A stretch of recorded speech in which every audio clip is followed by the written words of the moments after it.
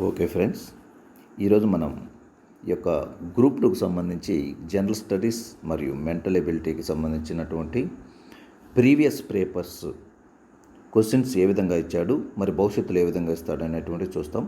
ఈ యొక్క పేపర్లో మరి ఆ సంవత్సరానికి సంబంధించినటువంటి కరెంట్ అఫైర్కి సంబంధించినటువంటి బిట్లను మనం వదిలివేసి standard GK, polity, economy, history ఈ బిట్స్ అన్నిటిని కూడా డిస్కషన్ చేసుకోవడం జరుగుతుంది. కాబట్టి ఫ్రెండ్స్, మనం క్షుణ్ణంగా వీటిని ఒకసారి చదువుకుంటూ వెళ్దాము. గమనించండి, మీరు ఇక్కడ బిట్స్ నేను చదివినప్పుడు మీరు ఒకసారి ఆన్సర్ గెస్ చేయడానికి ప్రయత్నించండి. ఓకే ఫ్రెండ్స్, ఏ విషయంలో అధ్యయనకు 2016లో ఎకానమీ విభాగంలో యొక్క నోబెల్ ప్రైజ్ అనేటువంటిది రావటం జరిగింది. ఇవి కానీ గమనించినట్లయితే ఇక్కడ దాదాపుగా ఫస్ట్లో నోబెల్ ప్రైజ్కి సంబంధించి ఇచ్చాడు. మరి 2016 మనకు అవసరం లేదు. ఏ సంవత్సరం అయితే మీకు ఎగ్జామ్ జరుగుతుందో ఆ యొక్క ఎగ్జామ్కి సంబంధించినటువంటి ఈ యొక్క బిట్స్ మనం నేర్చుకోవాల్సి ఉంది. ఇక్కడ గమనిస్తే ఈ క్రింది సుల్తానులలో ఎవరు ప్రజా పనుల విభాగాన్ని నిర్మాణపు కార్యక్రమాల కోసం ఏర్పాటు చేశారు? ఫిరోజ్ తుగ్లక్. దీనికి ఆన్సర్ ఫ్రెండ్స్, చాలా శతాబ్దాల ప్రామాణిక కరెన్సీగా ఉన్న వెండి రూపాయను ఎవరు ప్రవేశపెట్టారు? అంటే ప్రస్తుతము భారతదేశంలో వినియోగిస్తున్నటువంటి యొక్క రూపీ కరెన్సీని ఎవరు ఉపయోగించారు అనేటువంటిది కానీ మనం గమనించినట్లయితే దానికి ఆన్సరు షేర్షా సూరి అనేటువంటిది దానికి ఆన్సరు. రాజా తోడర్మల్ రూపొందించిన దహ్సాలా, ఇది వెరీ వెరీ ఇంపార్టెంట్ ఫ్రెండ్స్, ఇది చాలాసార్లు కూడా అడగటం జరిగింది. రాజా తోడర్మల్ రూపొందించినటువంటి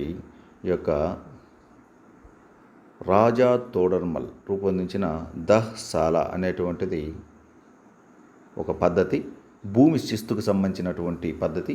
ఈ వీటిని ఇంతకుముందు కూడా ఒక విధంగా అడగటం జరిగిందనమాట. ఏ విధంగా అంటే దహ్సాలా పద్ధతి ఏ రాజుల కాలంలో మరి భూమి శిస్తు కోసం ఉపయోగించడం జరిగిందంటే మొఘలుల కాలంలో దీన్ని ఉపయోగించడం జరిగింది. మరి రాజా తోడర్మల్ అనేటువంటి అక్బర్ ఆస్థానంలో ఉన్నటువంటి ఈ యొక్క భూమి సర్వేకి సంబంధించినటువంటి ఆర్థిక వ్యవహారాలు చూసేటువంటి వ్యక్తి. దీనికి ఆన్సరు భూమి శిస్తు లెక్క కోసం 10 సంవత్సరాలకు ఒకసారి ఆ యొక్క ఉత్పత్తి మరియు ధరలు సగటు ఆధారంగా భూమి శిస్తు చేయటం అనేటువంటి జరిగేది. దీనికి ఆన్సర్ వచ్చేసి 3 ఫ్రెండ్స్. ఓకే, నెక్స్ట్ మనకు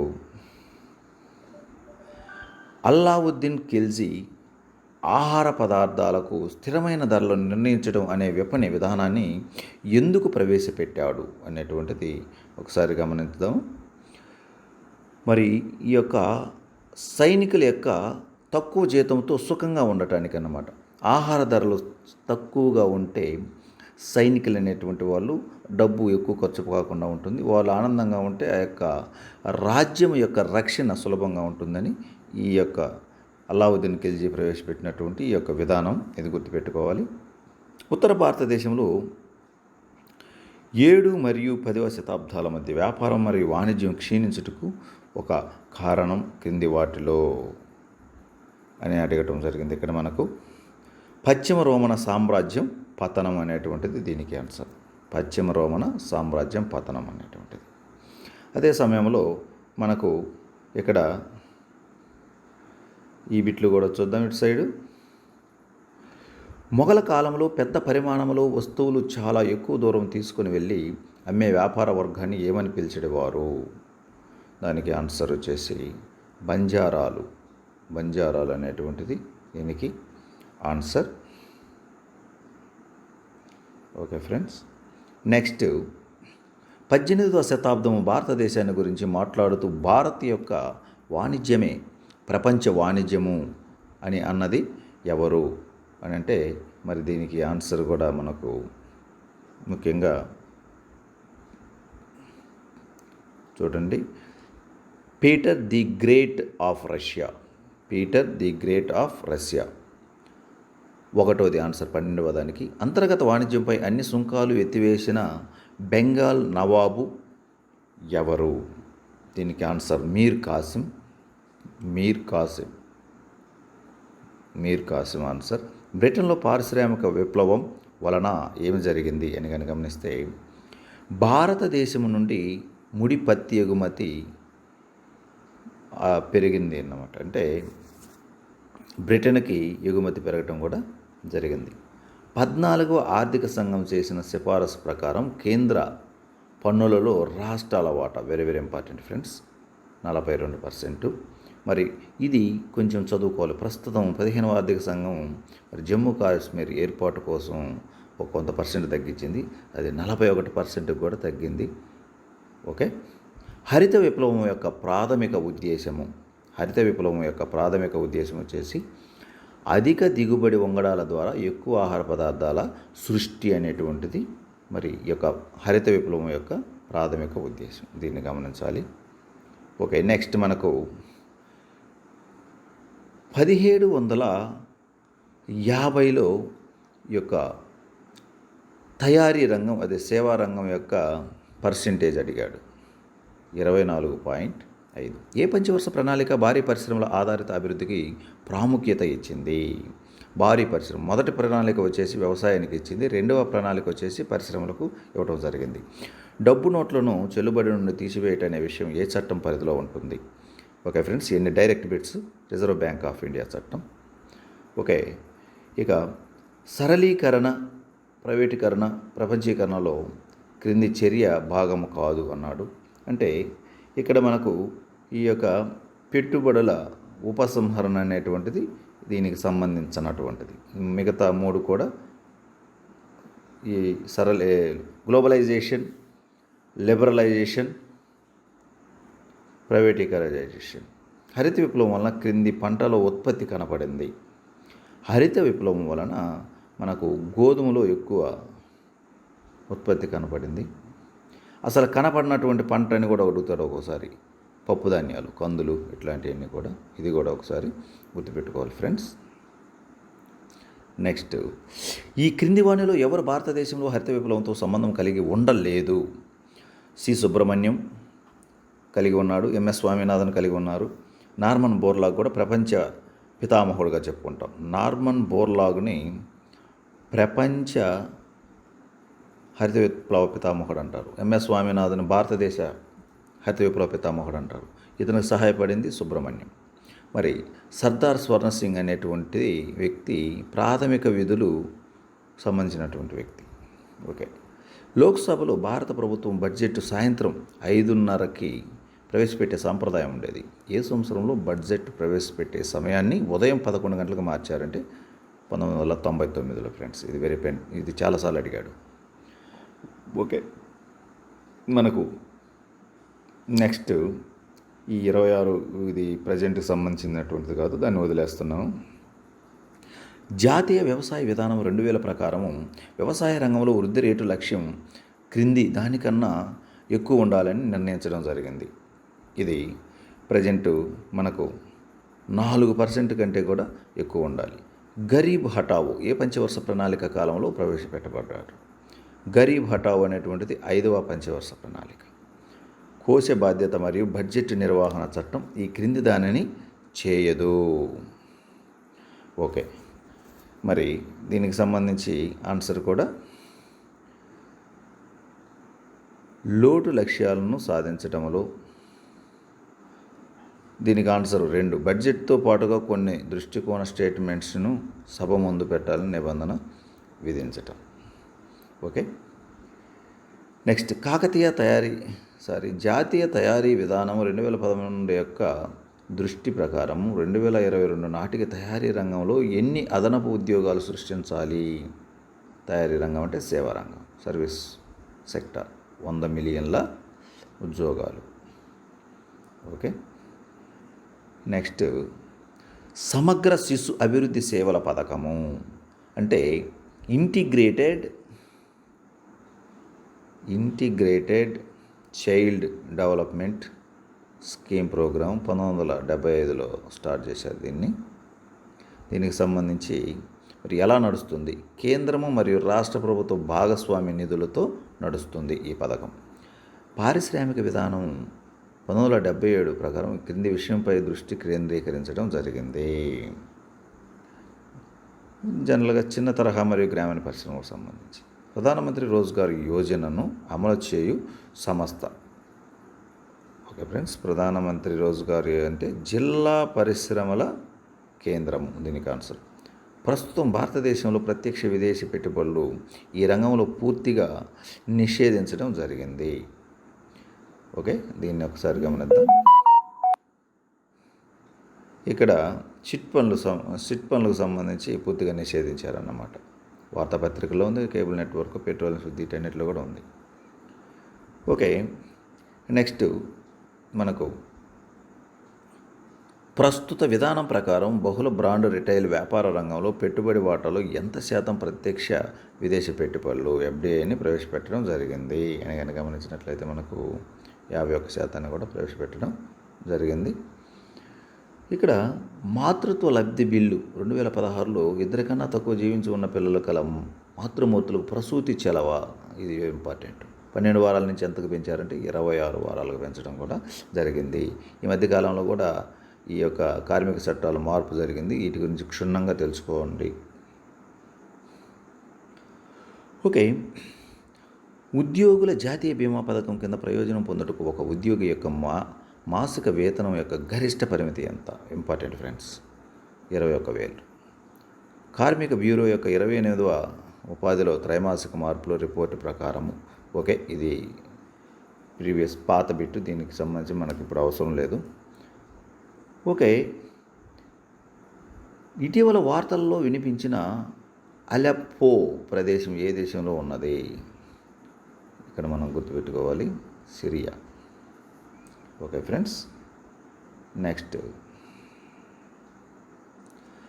జనగణన 2011 ప్రకారం షెడ్యూల్ తెగలు వారి గృహములలో ఎంత శాతము కాల్చిన ఇటుకలు లేక కాంక్రీట్తో నిర్మించిన గోడలు కలిగి ఉన్నాయి, మధ్యలో ఆగిపోయి ఉన్నాయన్నమాట. 2021 జనాభా లెక్కలు వచ్చేటంత వరకు 2011 లెక్కలు మనకి ఇంపార్టెంట్ కాబట్టి ఈ బిట్ మనం చూసుకుందాము.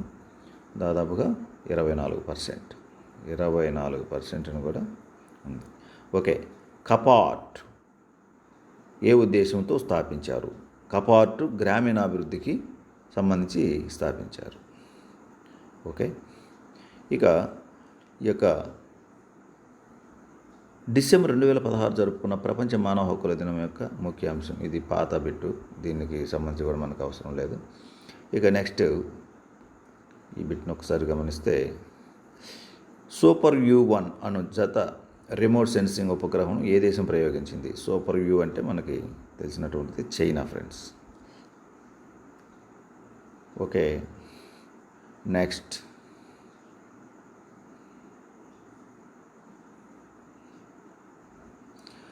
ఇక్కడ చూడండి 47వ bit. NSSO national sample survey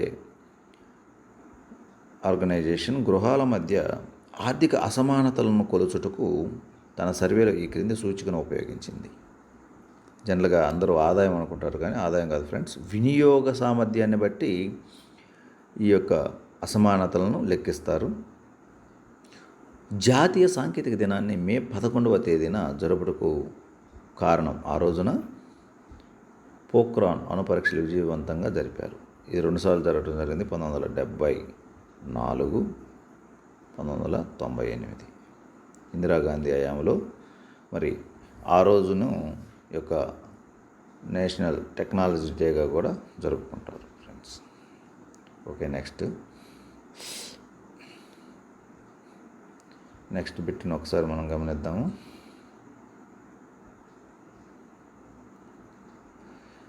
సంతారా అనే ఆమరణ ఉపవాస దీక్ష ఈ మతం వాళ్ళు ఆచారము. వెరీ వెరీ ఇంపార్టెంట్ ఫ్రెండ్స్, ఇది చాలాసార్లు అడగడం జరిగింది. జైనుల యొక్క సంతారా జైనులు ప్రపంచ. ఓకే, ఇది మామూలుగా కరెంట్ అఫైర్కి సంబంధించింది ఆ సంవత్సరం. ఇక నెక్స్ట్ మనకు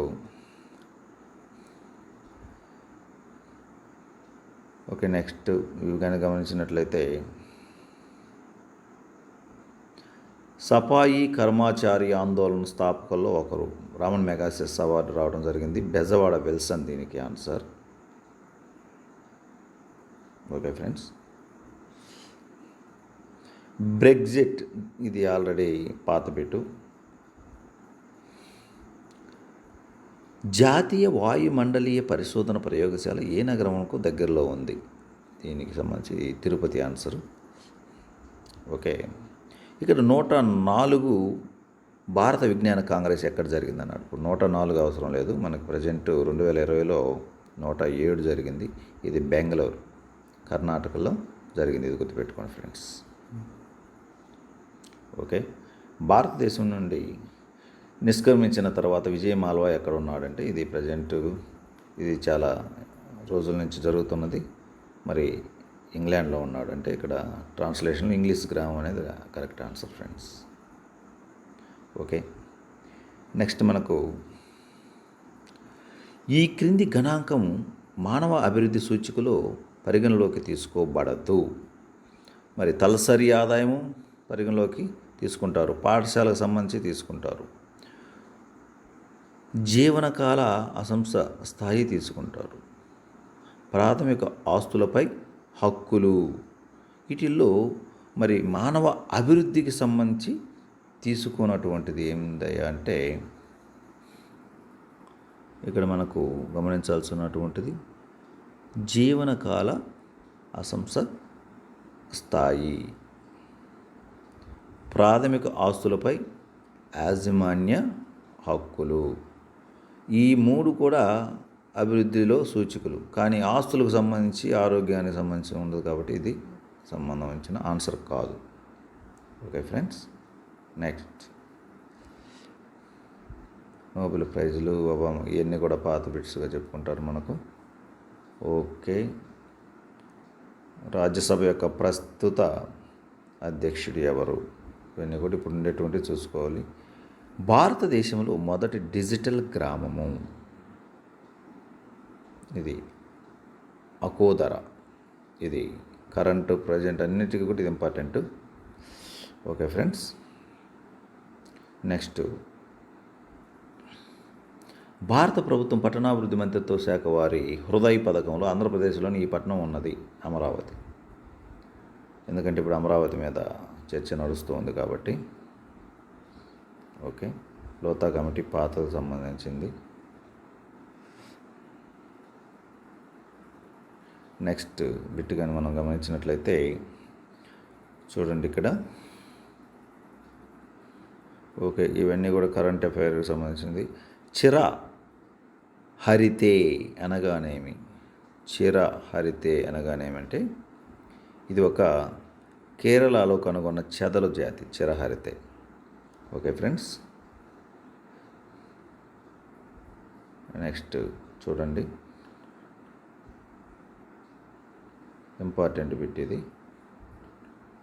ఒక వ్యక్తిని భారత రాష్ట్రపతిగా ఎన్ని పర్యాయాలు ఎన్నిక చేయవచ్చును? ఇది బాగా చాలాసార్లు అడిగినటువంటిది. మరి ఎన్ని పర్యాయాలైనా కూడా చేయవచ్చు, దానికి పరిమితి లేదు. జనరల్గా మనకి రాజేంద్ర ప్రసాద్ మొదలగు వ్యక్తులు 2 సార్లు ఉండటం జరిగింది. మిగతా వాళ్ళందరూ కూడా ఒకసారి ఉంటున్నారు. అది ఒక సాంప్రదాయంగా వస్తుందన్నమాట. మనకు నెక్స్ట్ 103 కానీ గమనించినట్లయితే ఇది కూడా చాలాసార్లు అడిగారు. ఏ వాద్యంలో రాష్ట్రాలలో రాష్ట్రపతి పాలన విధించే అంశంపై మైలురాయి వంటి తీర్పును అత్యున్నత న్యాయస్థానం ఇచ్చింది? ఇది SR Bommai case. SR Bommai case. Okay, ఒక రాష్ట్రం యొక్క సరిహద్దులను మార్చుటకు కానీ లేక కొత్త రాష్ట్రంను ఏర్పాటు చేయుటకు కానీ ఉన్నటువంటి నిబంధనలు చూద్దాం మనం ఒకసారి. ప్రభావితమై రాష్ట్ర విధానసభ అభిప్రాయాన్ని రాష్ట్రపతి అడగాలి అనేది కరెక్ట్, కానీ ఖచ్చితంగా అభిప్రాయం తీసుకోవాలనేది మాత్రం లేదన్నమాట. ఓకే ఫ్రెండ్స్, క్రింది వాటిలో ఏ రిట్ను ప్రైవేటు వ్యక్తిపై కూడా దాఖలు చేయవచ్చును? Habeas corpus. ఓకే, ఈ రోజున రాజ్యాంగ దినంగా జరపబడుతుంది, తెలిసినటువంటిది మీ అందరికీ కూడా. ఇక్కడ ఇది ఇంపార్టెంట్. భారత రాజ్యాంగ ప్రవేశికలో లేదా ప్రియాంబుల్ పీఠికలో తెలుపబడిన విధంగా భారత్ ఒక డాష్. చూడండి, ఇది బాగా ఆలోచించాలి. మనకి పీఠిక బాగా నేర్చుకున్న వాళ్ళకి ఇది పెట్టవచ్చు అన్నమాట. గమనిస్తే దాదాపుగా అందరికీ కూడా తెలిసినటువంటి బిట్టుగానే మనం చెప్పాం. సర్వసత్తాక సామ్యవాద లౌకిక ప్రజాస్వామ్య గణతంత్ర రాజ్యం. సర్వసత్తాక సామ్యవాద లౌకిక ప్రజాస్వామ్య గణతంత్ర రాజ్యం దీనికి ఆన్సర్.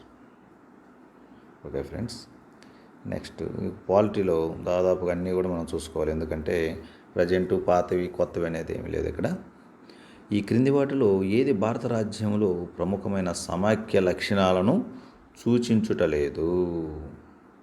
చూడండి, ఆర్థిక వనరుల కేటాయింపు, స్వతంత్ర న్యాయ వ్యవస్థ, రాజ్యాంగపు ఆధిపత్యము, అధికారముల పంపిణీ అనేటువంటిది సమాఖ్య లక్షణానికి విరుద్ధం అన్నాం. సమాఖ్య అంటే సమానంగా ఇది, కానీ అధికారాల పంపిణీ అంటే నీకవి నాకవి అని కొంత నిబంధనలు పెట్టడం, దీనికి ఆన్సర్ ఇది.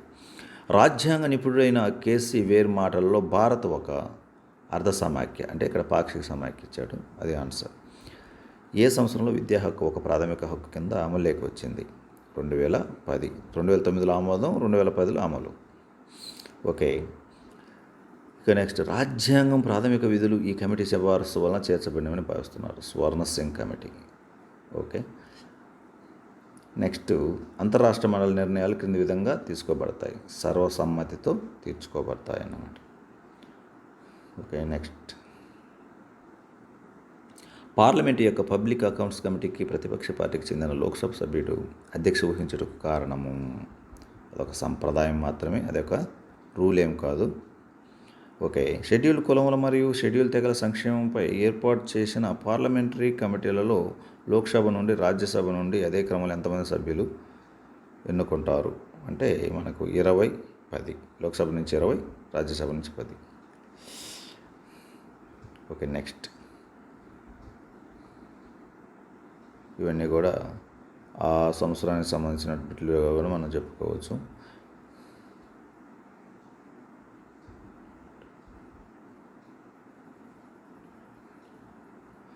ఓకే, ఎన్నికల ఆదర్శ ప్రవర్తన నియమావళిని ఎలక్షన్ కమిషన్ ఈ క్రింది వాటి ప్రకారం జారీ చేస్తుంది? స్వచ్ఛందంగా పాటించుటకు జారీ చేయబడినటువంటిది అన్నమాట. రాష్ట్రపతి పాలన ఆర్టికల్ అంటే మనకి 356. ఇది అందరికీ తెలిసినటువంటిది ఫ్రెండ్స్. కేంద్ర రాష్ట్ర సంబంధాలపై ఏర్పాటు చేసిన జస్టిస్ ఎంఎం పూంజ్ కమిషనర్ ప్రకారం రాష్ట్ర గవర్నర్ యొక్క పదవీ కాలం ఎంత ఉంటుంది? స్థిరంగా 5 ఏళ్ళు అనేటువంటిది ఉండాలి. ఓకే, క్రింది వాటిలో ఏది రాజ్యాంగంలోని ఆదేశిక సూత్రాలలో లేదు? అంతర్జాతీయ వాణిజ్యాన్ని పెంపు చేయటం ఉంది. గోవధ నిషేధం 48 ఆర్టికల్ ప్రకారం ఉంది. స్త్రీ పురుషులకు సమాన పనికి సమాన వేతనం 43 ద్వారా ఉంది. న్యాయ పరిపాలనా వ్యవస్థలను వేరు చేయడము, ఇక్కడ మనకు న్యాయ పరిపాలనా వ్యవస్థలను వేరు చేయడం అనేటువంటిది కూడా మనం చూసుకుంటే ఇది కూడా 51వ ఆర్టికల్ ద్వారా ఉంది. దీనికి ఆన్సర్ వచ్చేసి అంతర్జాతీయ వాణిజ్యాన్ని పెంపు చేయటం అనేది ఆన్సర్ ఫ్రెండ్స్. ఓకే, నెక్స్ట్, రాజ్యాంగంలోని ఆదేశిక సూత్రాల్లో ఏ ఆర్టికల్ గ్రామ పంచాయతీలని సాధికారం చేయాలని సూచిస్తుంది? ఓకే, గ్రామ పంచాయతీలు అనగానే మనకు 40వ ఆర్టికల్ గుర్తుకు రావాలి. ప్రజాబాహుల్యం నుండి అభిప్రాయ సేకరణకు అక్టోబర్. ఓకే, ఇవన్నీ కూడా పాత క్వశ్చన్స్. ఓకే, నెక్స్ట్, ఒక రాష్ట్రంలో ముఖ్యమంత్రితో కలిసి మంత్రుల సంఖ్య దీనికన్నా తక్కువగా ఉండరాదు. 12 కన్నా తక్కువగా ఉండకూడదు. 15% ఆ యొక్క ఎమ్మెల్యేలలో మొత్తం శాసనసభ్యులలో 15% మించకూడదు. 12 సంఖ్య కంటే తక్కువ ఉండకూడదు అన్నమాట. అడ్వకేట్ యొక్క జనరల్ జీతం అనేటువంటిది గవర్నర్ నిర్ణయిస్తాడు. ఓకే, నెక్స్ట్, మనకు ఇవన్నీ కూడా పాత బిట్లుగా చెప్పుకోవచ్చు. ఇది 127 చూడండి. ఒక బిల్లు ద్రవ్య బిల్లా లేదా కాదా అనేటువంటి విషయాన్ని ఎవరు చెప్తారంటే లోక్సభ స్పీకర్. ఒక బిల్లు ద్రవ్య బిల్లా మామూలు బిల్లు అనేది నిర్ణయించేది లోక్సభ స్పీకర్. ఇది చాలాసార్లు అడిగాడు. ఓకే, నెక్స్ట్, ఇవన్నీ కూడా పాత బిట్లు చూడండి. 136 వెరీ వెరీ ఇంపార్టెంట్ బిట్. మనకు ఆర్టికల్స్ ఉన్నాయి. ఆర్టికల్ 371A అనేటువంటిది కానీ చూస్తే ఏ అనేటువంటిది నాగాల్యాండ్, బి అనేటువంటిది అసోం, సి అనేటువంటిది మణిపూర్, ఇక్కడ మనకు ఎఫ్ అనేటువంటిది సిక్కిం, జి అనేటువంటిది మిజోరాం. ఇది ఒక్కసారి కొంచెం చూసుకోవాల్సినటువంటిది. రాజ్యాంగంలో 5వ షెడ్యూల్ ప్రకారం ఒక రాష్ట్రం ఏర్పాటు చేసే గిరిజన తెగల సలహా మండలిలో ఎంతమంది సభ్యులు ఉండవచ్చు? ఓకే, 25 వరకు కూడా ఉండవచ్చు. నెక్స్ట్, భాషాపరంగా అల్పసంఖ్యాక వర్గాల పిల్లలకు ప్రాథమిక స్థాయిలో విద్యను మాతృభాషలో అందించాలని రాజ్యాంగంలోని ఏ ఆర్టికల్ ఆదేశిస్తుంది? Very very important friends. ఇటీవల ఆంధ్రప్రదేశ్ గవర్నమెంట్ మరి ఈ యొక్క ఇంగ్లీష్ మీడియం ప్రవేశపెట్టడంతో ఈ యొక్క ఆర్టికల్ ఇంపార్టెన్స్ వచ్చింది. ఆర్టికల్ 350A ప్రకారము మాతృభాషలోనే ప్రాథమిక స్థాయిలో విద్యాబోధన చేయాలనేది ఈ యొక్క 350A చెప్తుంది. అల్పసంఖ్యాక వర్గాల కోసం విద్యాసంస్థలను ఏర్పాటు చేసుకోవచ్చు అని చెప్పే ఆర్టికల్ కూడా ఇంపార్టెంట్. 350B ఇక్కడ మనం గుర్తుపెట్టుకోవాలి. ఓకే ఫ్రెండ్స్, రాజ్యాంగంలోని ఆర్టికల్ 164 ప్రకారం ఈ క్రింది రాష్ట్రంలో గిరిజన సంక్షేమ శాఖ మంత్రి తప్పనిసరిగా ఉండాలి. మరి గిరిజనులు ఎక్కువగా ఉండేటువంటి దగ్గర ఎక్కడంటే మధ్యప్రదేశ్. దీనికి ఆన్సర్. ప్రధానమంత్రి ఉజ్వల్ యోజన యొక్క లక్ష్యము, ఇది కొంచెం చూడండి. ప్రధానమంత్రి ఉజ్వల్ అంటే మంట ఇట్లా ఉజ్వలంగా వస్తుంది. ఇది దేనికి సంబంధించింది అంటే వంట గ్యాస్ కనెక్షన్లు దారిద్ర్య రేఖకు దిగువ కుటుంబాలు. అదే ఉజాలా అంటే ఎల్ఈడి బల్బులు. రెండు గుర్తుపెట్టుకుని, రెండు కూడా చాలాసార్లు అడిగాడు. ఉజాలా అనగానే ఎల్ఈడి, ఉజ్వల్ అనగానే విద్యుత్ కనెక్షన్స్. ఒక స్వయం ప్రతిపత్తి గల ప్రాంతం అనగా డొమైన్ అంటారన్నమాట, అంటే అటానమస్. ఒక స్వయం ప్రతిపత్తి గల జిల్లాలో స్వయం ప్రతిపత్తి గల భాగం మొత్తం కావచ్చు, కొంత కావచ్చు. ఓకే, నెక్స్ట్, ఒక షెడ్యూల్డ్ ప్రాంతం యొక్క సరిహద్దులను ఎవరు మార్చగలుగుతారు? మరి దీనికి టోటల్గా కూడా మనకు ఎవరు మార్చగలుగుతారు అనేటువంటిది కనుక గమనించినట్లయితే అన్ని సర్వ హక్కులు కూడా రాజ్యాంగం ప్రకారం రాష్ట్రపతికి ఉంటాయి. ఇది ఇంపార్టెంట్. ఓకే, అత్యవసర పరిస్థితుల్లో కూడా రద్దు కానటువంటి ఈ యొక్క ఆర్టికల్ ఏదైనా ఉందంటే అది మీ అందరికీ తెలిసినటువంటిది. రైట్ టు లైఫ్, జీవించే హక్కు 21. ఓకే, ప్రధానమంత్రి మనం కూడా చెప్పుకోవడం జరిగింది. నెక్స్ట్, ఓకే, ఇవన్నీ కూడా పాత బిట్లుగా. ఇది 143 చూడండి. నల్లమందు సాగు ఈ క్రింది జాబితాలో ఉన్నది. నల్లమందు సాగు అనేటువంటిది కేంద్ర జాబితాలో ఉన్నది. ఈ జాబితాలో ఏదో ఒకటి అడుగుతుంటాడు, బాగా చూసుకోండి. రాష్ట్ర జాబితా, కేంద్ర జాబితా, ఉమ్మడి జాబితా కూడా ఖచ్చితంగా చూసుకోవాల్సినటువంటివి. ఓకే, ఇది మరి ఈ యొక్క పేపర్ అనాలిసిస్ అనేటువంటిది PDF కూడా కింద పెడతాము, ఒకసారి చూసుకోండి. మీకు చదివి బోర్ కొట్టినప్పుడు ఈ యొక్క పేపర్స్ రివిజన్ చేసుకుంటే మంచిది. ఇటువంటి పేపర్స్ కూడా మన ఛానల్ నుంచి వస్తాయి కాబట్టి మన ఛానల్ సబ్స్క్రైబ్ చేసుకోండి ఫ్రెండ్స్. Okay, thank you. అంతవరకు సెలవు.